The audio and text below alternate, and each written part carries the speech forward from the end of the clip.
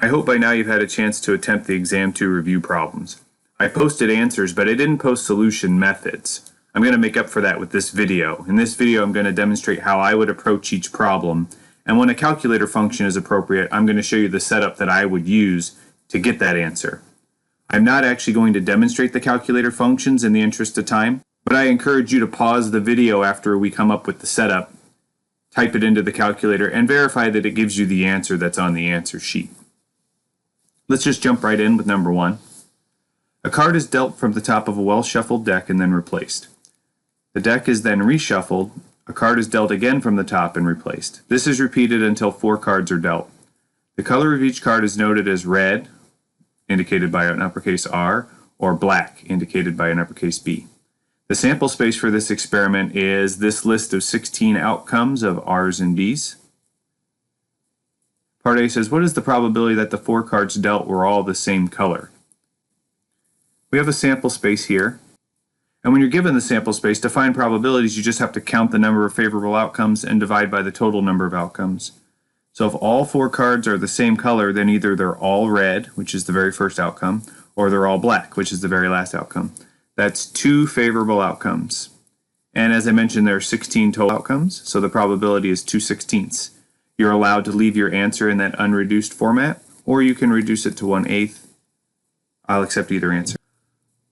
1B, what is the probability that at least one black card is dealt? Now I guess we could go through and count all of the outcomes that have at least one black card, but I'm going to remind you that the probability of at least one black card must be 1 minus the probability of no black cards. And the reason I think of it this way is because it's easy to count the number of ways you can get no black cards. There's only one, they all have to be red. So this is 1 minus 1/16, which is 15/16. You could alternatively just go through and count all of the outcomes that have at least one black card. But this is how I would do it, and demonstrating it this way reinforces our complement rule, which we use in a lot of other places. 1C. What is the probability that the first card is red and the third card is black? This one doesn't lend itself well to complement, so I'm actually just going to go through and count. There aren't that many ways that the first card can be red and the third card could be black. It happens here in this third spot. The first card is red and the third card is black. It happens here. The first card is red and the third card is black. Here the first card is red and the third card is black. And here the first card is red and the third card is black. There are 4. 4 out of 16, which reduces to 1/4. You might know another way to do this if you read up on independent events, but given the sample space, this is the best way to do this one. Just go through and count. Number 2 commonly trips people up. Let's walk through it carefully. A woman is given the option to put $2,000 into an investment. The financial advisor tells her that there's a 20% chance she will double her money, a 30% chance she will break even, a 35% chance that she will lose $1,000, and a 15% chance that she will lose her entire investment. Find the expected value for this investment. Would it be a wise strategy to invest in options such as this over the long term? So we're asked to find an expected value. And this isn't a binomial experiment, so we can't do this from the perspective of the mu equals n times p formula. We're going to have to make a table. So we're going to make a table of all possible outcomes and the corresponding probability. And it's listing the outcomes where people often trip up. I would have x represent the amount of profit, so the amount of money gained or lost. Let's go through each of the 4 outcomes and talk about how much money is gained or lost. The financial advisor tells her there's a 20% chance she will double her money. So if she doubles her money on a $2,000 investment, then her gain is $2,000. If you write $4,000 there, that's not the amount of money gained. That's the total amount of money on hand. If you make a $2,000 investment and you double your money, you now have $4,000, but the amount of money that you've gained is $2,000. There's a 30% chance she will break even. If she breaks even, she doesn't make money and she doesn't lose money. So I would use x equals 0. There's a 35% chance that she'll lose $1,000, so that's a negative 1,000 because she's losing money. And a 15% chance she will lose her entire investment. That's a loss of $2,000 if she loses everything. So each of those x values refers to amount of money gained or lost. A common mistake that I see is that people put 4,000 in the first spot and then use these other three numbers. That's mixing up what x is representing. In the first spot, you're using x as the total amount of money on hand, and in the other spots, you're using x to represent profit. If you use x as the amount of money on hand, you can still get the right answer to this problem. That's not how I would do it, but it will work as long as you're consistent in all four spots. Let's put in the corresponding probabilities. There's a 20% chance she'll double her money. I'll use 0.2. You could also use a fraction, 1/5. A 30% chance she will break even, 0.3. A 35% chance that she'll lose $1,000, 0.35. And a 15% chance that she'll lose her entire investment, that's 0.15. Notice that this column adds up to 1. And now we use the expected value formula, which says we take the sum of the products of each value of the variable and their corresponding probabilities. So that would be 2,000 times 0.2 plus 0 times 0.3 plus negative 1,000 times 0.35 plus negative 2,000 times 0.15. And if you knock out all that arithmetic, you get negative 250. So her expected value is negative $250, which means over the long term an investment like this would not be a good idea. So a natural question to ask before we wrap this one up is, how did I even know that this formula was appropriate? How did I know to make a table? We were being asked to find an expected value of a random variable. And because this variable isn't binomial, we need to use the expected value formula. And when I use the expected value formula, I make a table. So that's how I got to those steps. It's a process of logic that begins with what I was asked to find, expected value, the formula that requires for our scenario, and then the strategy that I like to use for that formula, which is to make a table. Number 3. A Harris Interactive survey conducted in 2004 showed that only 39% of Americans know all of the words to the first verse of the Star-Spangled Banner, the national anthem of the United States. A sample of 10 Americans is selected at random. Find the probability that fewer than 5 in the sample do not know the words to the Star-Spangled Banner. Okay, what are we being asked to find? We're being asked to find a probability. And unlike number 1, we don't have a sample space. That's not an option. This is a scenario where we've got two possible outcomes. Either somebody does know the words or they don't know the words. And so this is a binomial example. And when we're finding binomial probabilities, I like to make that list of n, p, and x. N is the number of trials, p is the probability of success, x is the number of successes. N is 10. It says they took a sample of 10 people. P and x are dependent on what you consider to be a success, and in this example, it's important that you pay attention to that. We're counting the people who do not know the words. You might notice that I put this word not in boldface, italics, and it's underlined. I was trying to draw attention to it. We're counting people who do not know the words. So I would make a success somebody who does not know the words. We were given the probability that somebody does know the words. 39% of Americans do know all of the words. That means 61% do not, and so I would make p 0.61. I do this because I always like to make a success the thing that we're counting up, and we're counting up people who don't know the words. In my opinion, that's easier than just automatically making p the percentage that you're given and then adjusting the value of x if necessary. That's opinion, though. You can do this problem by making p 0.39. That's just not how I would do it. Once I've made a success somebody who doesn't know the words, the values of x that satisfy our event are easy to find. It says find the probability that fewer than 5 do not know the words. Well, fewer than 5 would be 4 or less. 5 is not less than itself, so I wouldn't include 5. This is what binom CDF is built to do. I already have a list that starts at 0, so I don't need a complement. This is binom CDF of 10, 0.61, 4, telling the calculator to stop at the largest value of x in our list. And again, I'm not going to run these functions in the calculator, but I encourage you to pause the video, try it on your own, make sure that you get the same decimal that I have listed here. The answer should come out pretty close to 15%. Number 4. The lengths of pregnancies are normally distributed with a mean of 268 days and a standard deviation of 15 days. A letter to Dear Abby was written by a wife who claimed to have given birth 308 days after a brief visit from her husband who was serving in the Navy. And I'm just now seeing that this is poorly written. It should say find the probability of a pregnancy lasting 308 days or longer. Sorry about miscopying that there. So how would I approach this problem? Well, I notice that it specifically tells me that this variable is normally distributed. So I'm going to draw a bell curve. This is a probability about an individual pregnancy. So I just need the mean and standard deviation of the population. The mean is 268. The standard deviation is 15. And we're asked to find the probability that a pregnancy lasts 308 days or longer. So 308 is somewhere to the right of the mean, and we're going to find the area to the right of that. That's just a tail of the graph, and so this is a 0.5 minus problem. We're going to exclude this area right here. We don't want this area between the mean and our bound. So we do 0.5 minus normal CDF of 268, 308. That's the area we want to subtract away. Then 268 again because it's the mean, and then 15 because it's the standard deviation. This was not a problem about a sample mean.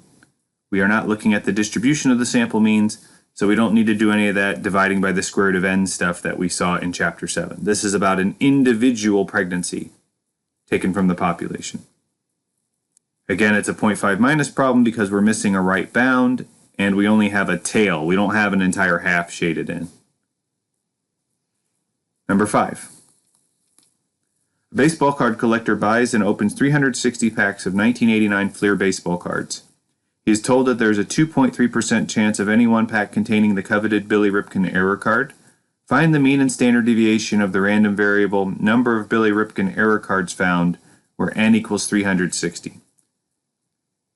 So when this collector opens a pack, he either does find this card or he does not find this card. So this is a binomial random variable. And we learned at the end of section 4.3 that the mean of a binomial random variable is n times p, and that the standard deviation of a binomial random variable is the square root of npq. These formulas are appropriate because this variable is binomial. And once you've identified that, this problem isn't difficult. A success would be finding an error card. And so when we find mu, that's going to be n, which is 360, times the probability of finding an error card in a pack, which we know is 2.3%. As a decimal, that's 0.023. It comes out to 8.28. The standard deviation is the square root of n, which is 360, times p, which is 0.023, times q, which is the probability of failure. If there's a 2.3% chance of finding this card in a pack, then there's a 97.7% chance that you don't, 0.977. These two decimals should add up to 1. However, we're not adding them underneath the radical, we're multiplying, so don't try to simplify that to 1. Just do this arithmetic with your calculator, and again, you can steal the answer from my sheet over here. The answer is around 2.8. Again, identifying this as binomial makes this problem easy. You just refer to your formulas and carefully identify what a success is. Everything falls into place from there. Number 6. The mean salary of all new mathematics professors is $46,000 with a standard deviation of $6,000. A sample of 50 new mathematics professors is taken. The mean of this sample belongs to a sampling distribution. Find the probability that the mean of this sample is between $45,000 and $47,000. At first glance, we look stuck. This certainly isn't binomial. We don't have two categories of outcome. And secondly, it doesn't say anywhere that this is normally distributed like what we did in number 3. But this problem's a little bit different. It's not about the distribution of the individuals. It says find the probability that the mean of this sample is between two bounds. We're looking at the distribution of the sample means. Furthermore, the sample size is 50, which is large enough to invoke the central limit theorem.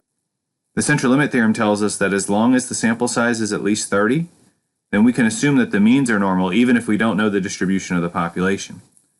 So we get to draw a bell curve here. In the middle of that distribution is the mean of the means, mu sub x bar. But we know mu sub x bar is always equal to mu, and we were told that the mean was $46,000. The standard deviation of the sample means is equal to the standard deviation of the population divided by the square root of the sample size. We're going to take the standard deviation of the population, which is 6,000, and divide by the square root of 50. Let me get rid of my label here so I've got more space. We're looking for the probability that this mean is between 45,000 and 47,000. We're looking for this area between two bounds. And when you have both bounds, you don't have to do 0.5 plus or 0.5 minus. This is what normal CDF is made for. Normal CDF of 45,000, comma 47,000, comma 46,000, comma 6,000 divided by the square root of 50. And that'll give us an answer a little bit bigger than 75%.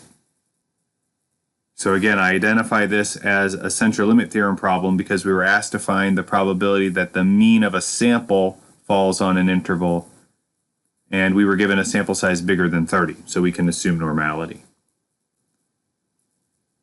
When you're looking at the distribution of the sample means, the mean of that distribution is the same as the mean of the population, but the standard deviation of that distribution is the standard deviation of the population divided by the square root of the sample size. So you have to adjust for the size of the sample when you do these problems. Number 7, part A. 6-week-old babies consume a mean of 15 ounces of milk per day with a standard deviation of 2 ounces. Assume that the distribution is normal. Part A, what is the probability that a randomly selected 6-week-old baby consumes less than 16 ounces of milk per day? We're told this variable is normal. We don't have to wonder about it.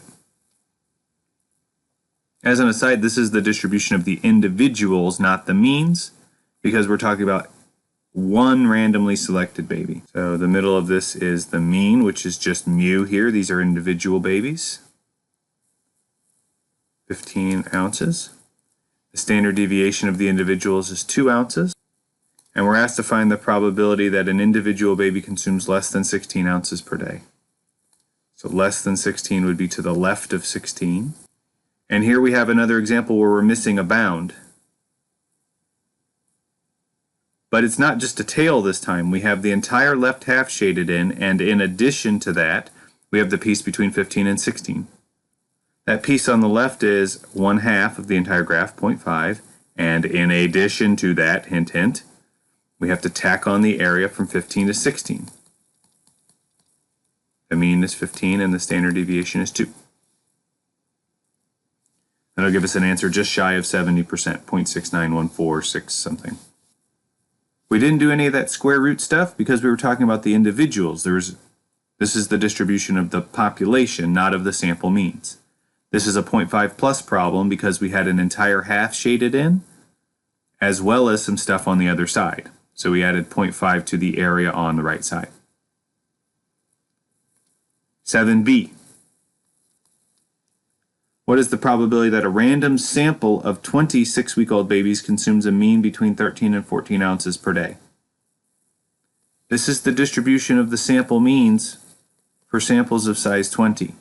And 20 isn't big enough to satisfy the central limit theorem, but that doesn't matter because we were told that the population is normal. And when the population is normal, the sample means are automatically normal, even if the sample size is under 30. In the middle of this distribution would be the mean of the means, but the mean of the means is equal to the mean of the population, which is 15. The standard deviation of the sampling distribution of sample means is the standard deviation of the population, which is 2, divided by the square root of the sample size, which is 20. That formula for the standard deviation of the sample mean still applies. Go back to our lectures and you'll see that that was independent of the central limit theorem. We're looking for the probability that a sample mean is between 13 and 14. When you shade that area in, you might be tempted to think of this as a 0.5 minus problem, but we have both bounds. That's not a tail. We're not going off forever and ever to the left. This is what normal CDF is built to do. This is normal CDF of 13, 14, 15, 2 over the square root of 20. Left bound, right bound mean, standard deviation. Number 8 sometimes trips people up. A deck of cards is shuffled until the cards are randomized. 2 cards are dealt to a player. The probability that the player is dealt a pair is 1/17. Suppose a player is dealt 50 hands in this manner. Part A says find the probability that the player is never dealt a pair. This is binomial because a person is either delta pair or they're not delta pair. Two categories of outcome, fixed number of trials. The number of trials is 50. P and X are dependent on what you consider to be a success. And there are quite a few people who read part A and make a success not being delta pair, and you could do it that way, but that's not how I read it. I read never delta pair as being dealt 0 pairs. So I would make a success being delta pair.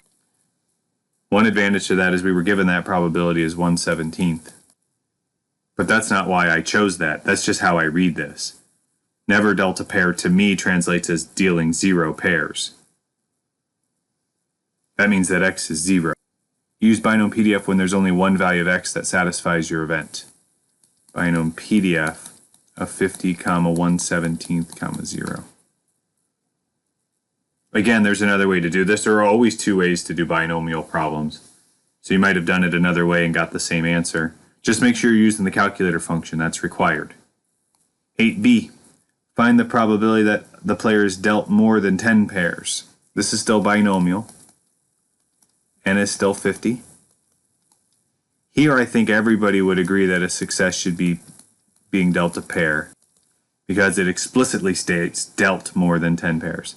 That means P is still 1/17. More than 10 means 11, 12, all the way up to 50. Your calculator is not built to handle this case. It doesn't know how to start at 11 and go up. Oh, by the way, I started with 11 because it says more than 10. And 10's not more than itself. So I use the complement. In words, the complement of more than 10 is not more than 10. And what are the numbers of successes that are not more than 10? Well, 0 through 10. So you can get the complement in words. Another way to get the complement is to remember that between X and the complement, you have to have every possible case covered, which would be everything from 0 to 50. X already took up the cases 11 through 50, so the complement must include the cases 0 through 10. The reason we use the complement is because the calculator can find this probability. Binom CDF of 50, 1/17, 10 is the sum of all of the binom PDFs from x equals 0 to x equals 10. And that's what the complement is. You just have to remember that that's not the probability that we want, that's the probability of the complement. So to get the probability we want, we subtract from 1. These binomial problems with the increasing feel, let's say more than, greater than, at least, above, those are the ones that students struggle with the most, so find some more examples pay some extra attention to those.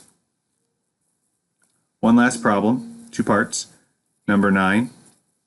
The grades on an exit examination at a technical school are normally distributed with a mean of 525 and a standard deviation of 80. 9a says any student who scores below 350 is retested. What is the probability that a randomly selected score is below 350? We're told this variable is normal. We're looking at the distribution of the individuals. So this is just mu. The mean is 525. The standard deviation of the individuals is 80. We don't need to do that square root of n stuff because this isn't the distribution of the sample means, it's the distribution of the individuals, x. It asks for the probability that a randomly selected score is below 350. 350 is somewhere to the left of 525, and we want to go below that. We have no lower bound. We need to exclude this area here. It's just a tail. So this is a 0.5 minus problem. 0.5 minus, normal CDF. The left bound of the area we're subtracting away is 350. The right bound is 525. The mean is 525. And the standard deviation is 80. You'll get an answer that's around 1.4%. So I knew this was normally distributed because it said so in the problem. We're being asked to find a probability. That's normal CDF's job. Normal CDF requires 2 bounds though, and we were kind of stuck because we only had this upper bound of 350. So we turned it into a 0.5 minus problem. Last one, 9b. Same distribution, but different kind of question. A student who scores in the top 12% receives a special commendation at the graduation ceremony. What is the minimum score needed to receive this recognition? Round your answer to the next largest whole number. We still have a normal distribution. The mean is 525, the standard deviation is 80. But notice that this isn't a probability question. This is asking for a score needed on the exam. They want to know a score that will get you into the top 12%. So we're looking for a value of the variable. I know it's on the right side of the mean because it's in the top 12%, so it's got to be above the average. We're being told that this area is 0.12, 12%. And we're being asked to find this bound. That's the opposite of what normal CDF does. That's the inverse of normal CDF. So we're going to use inverse norm. But you might remember that there's an issue with inverse norm. It requires the area to the left of your bound. So we need to know how much area is here. Well, if the area to the right of the bound is 0.12, then the area to the left is 0.88. Another way to say that is 12% of the data is above our bound, so 88% of the data is below our bound. Inverse norm of 0.88, comma 525, comma 80. And when you do that in the calculator, you're going to get an answer that rounds up to 619. So hopefully if you were stuck on one or more of these problems, this clears it up. But it's quite possible that my explanation has made things even more muddled. If so, then you just need to get in contact with me. Send me an email, come see me in an office hour. I want to help you figure this out so that you're ready to do these on your own for the exam. Let me know how I can help.